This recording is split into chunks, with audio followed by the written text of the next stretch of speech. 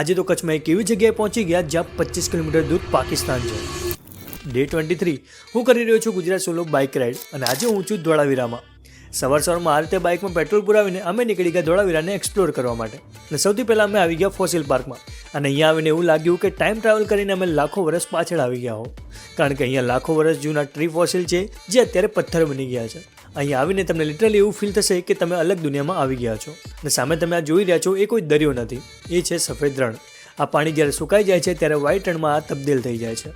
અને હા, અહીંયાથી સીધા 25 કિલોમીટર દૂર પાકિસ્તાનની બોર્ડર આવી જાય છે.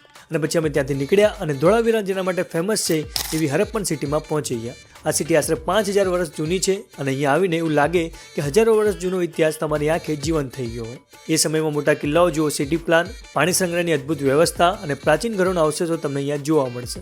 જો તમને પણ હિસ્ટ્રી, આર્કિયોલોજી અથવા યુનિક પ્લેસ એક્સપ્લોર કરવા ગમે છે તો ધોળાવીરા તમારા માટે મસ્ટ વિઝિટ પ્લેસ છે. તો મારો પણ ધોળાવીરા સાથેનો સફર અહીંયા પૂરો થાય છે.